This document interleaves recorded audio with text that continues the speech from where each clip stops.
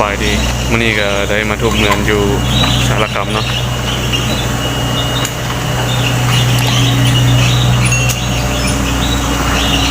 ครับแคท120กลับมาฮอดเมื่อกี้นี่เนาะมาอย่างเดียวไปละเวลาสั้นเดียว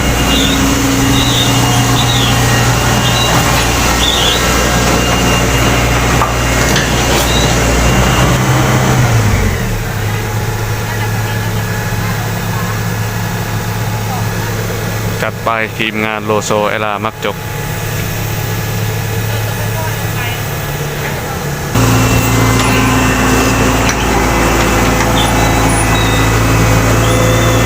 อยู่กับโมนาต้นทอนขึ้นมาเริ่มลงมือแล้ว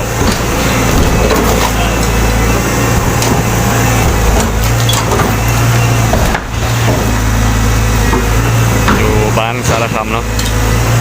มาเฮ็ดเวียกมานี่งานดีงานหนักงานหนักงานดี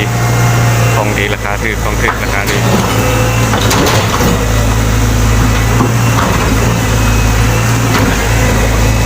หมด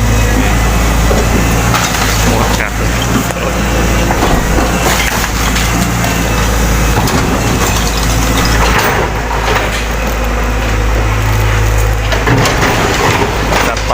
ทีมงาน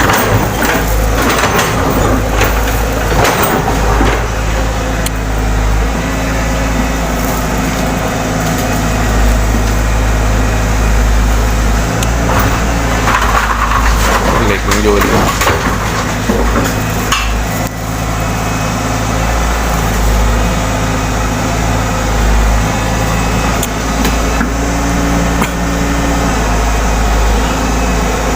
ย่างไม่ได้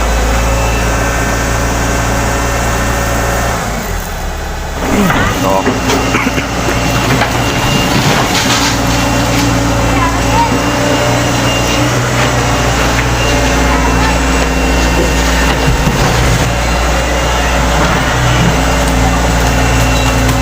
โอ้โหขา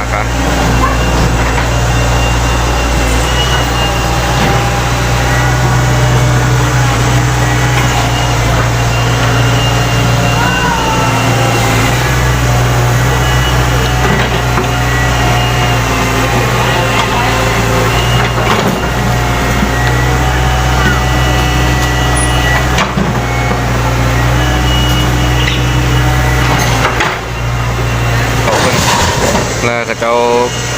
สร้างอีกหลังหนึ่งอยู่ข้างหลังแล้วก็คุบหลังข้างหน้าเนาะโอ้โหอย่างนี้ละยกมือละอ๋อไม่ออก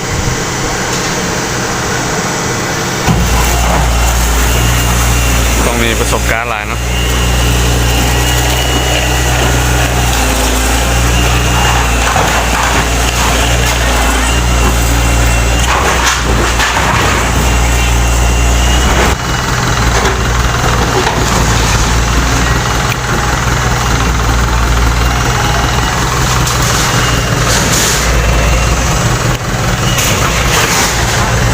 ดามาแก้1 คันเนาะ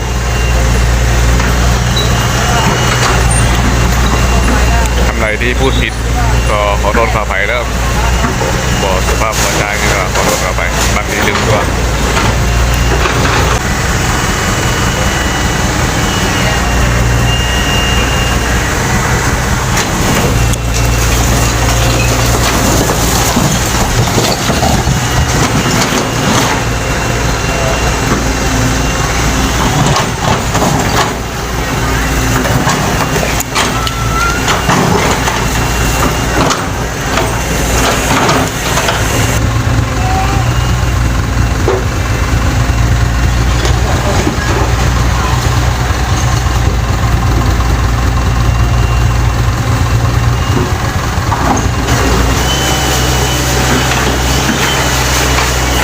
เดี๋ยวนี้ฝนตกหากระเซาเมื่อกี้เนาะฝนเล็กๆน้อยๆคือหรอ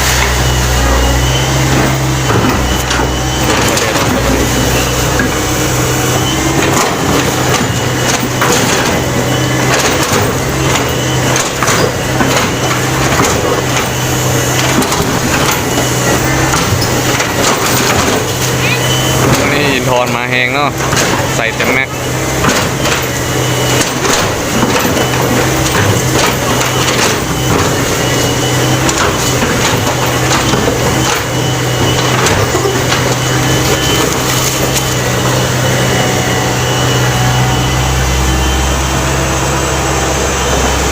สำหรับคลิปนี้ก็ขอซ้ำนี้เนาะเพราะว่าต้องไปออกไปนอกแล้วซ้ำนี้ละไปประจำซ้ำหนึ่งโอเคจบบ๊ายบายฝากจามไปเด้อไปเป็นคลิปแต่